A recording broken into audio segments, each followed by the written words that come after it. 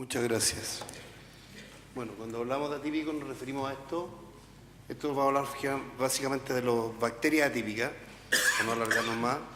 Esto nace del término de neumonías típicas y atípicas, en las cuales ustedes pueden ver que las neumonías atípicas tienen un comienzo insidioso, fiebre baja, para hacer una diferenciación de la típica, que era la enfermedad de los 7 días, ¿no es cierto? Que antiguamente la era antibiótica, si después de 7 días el paciente estaba vivo, significa que iba a vivir. Caso contrario, no, evidente. Pero estos términos se dejaron de acuñar porque la verdad que con los estudios que se hicieron posteriormente no hay ningún signo o síntoma que pueda identificar pacientes con germen atípico o atípico. Por lo tanto, la primera conclusión es que clínicamente no se puede distinguir una neumonía típica de atípica y no intenten hacerlo. A su vez, los gérmenes atípicos suelen tener coinfecciones. Aquí tienen una serie, pueden ser bacterias, virus, otros gérmenes atípicos, etc. Por lo tanto, también cuando ustedes consideran cubrirlo, tienen que considerar que en casos de hasta el 44% de los enfermos tienen coinfección y por lo tanto a veces hay que ampliar el espectro antibiótico. Esta es la experiencia nuestra, una experiencia nacional en la cual ustedes pueden ver que básicamente la etiología de la neumonía son 20% cada una, 20% neumococo, de ellos la mitad son coinfecciones, 20% atípicos y 20% virales, muchos de ellos también coinfecciones. Y en pacientes críticos lo mismo, 20% de neumococo y 20% de gérmenes atípicos. Y esto se asemeja mucho a la experiencia internacional. La mayoría de los pacientes están en torno al 20% de etiología atípica.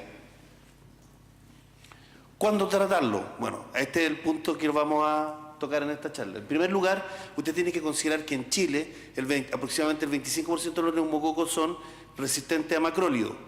El punto está si esta resistencia a macrólido tiene impacto clínico. Hasta ahora nadie lo ha probado y ustedes pueden tratar con macrólido a los pacientes con neumococo resistente y en teoría no pasa nada. Pero por esta razón, muchos infectólogos consideran que no hay que dejar con monoterapia con macrólido a pacientes con neumonía comunitaria. Y partimos de esa premisa. También es cierto que cuando ustedes analizan la mortalidad, esta indirectamente está asociada a no cubrir germen atípico. Por ejemplo, pueden ver acá, en más de 2.000 pacientes, las muertes están significativamente asociadas a no cubrir atípico. Por lo tanto, no cubrir puede tener impacto en la morbimortalidad. Si ustedes lo ven de otra manera, ¿cuáles son los factores protectores para evitar una mortalidad de los pacientes? Un factor protector es el uso de macrólido. ¿Qué pasa en el ámbito ambulatorio? Usted tiene que considerar que en el ámbito ambulatorio la mortalidad es tan baja, menor al 1%, que demostrar una diferencia en la mortalidad es casi imposible. De ahí que casi todos los metaanálisis en pacientes ambulatorios no han logrado demostrar que el uso de macrólido es superior a los usos de beta-lactámico. Por lo tanto, hasta la fecha no se puede hacer una indicación de que los macrólidos tienen que ser usados en prioridad mayor que los beta-lactámicos. Este es el trabajo de pacientes hospitalizados que demostró que da lo mismo usar beta-lactámico, macróleo o fluoroquinolona. Pero este trabajo, a mi juicio, no refleja nuestra realidad. En primer lugar, fíjense, el 2% de la etiología era atípico.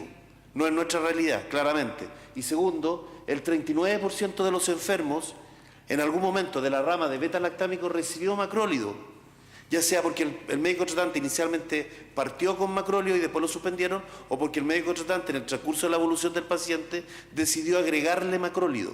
Por lo tanto, ustedes pueden ver que este trabajo es difícil, no es de muy buena calidad a pesar de la revista en donde se publicó. Y este es nuestro problema, fíjense, estas son 200 neumonías hospitalizadas en Chile, en sala, la mayoría, solo un 10% terminó en UCI. Esta es la mortalidad, 17%. Muy diferente a la mortalidad que se publica en la serie extranjera, muy alta, y el 25% atípico. Esta serie se trató con beta-lactámico. ¿Se fijan? Por lo tanto, hay que usar beta-lactámico en los pacientes hospitalizados. Perdón, hay que cubrir atípico en los pacientes hospitalizados. Este es un trabajo que tratan de demostrar no inferioridad de beta-lactámico en monoterapia versus terapia combinada con cobertura atípico.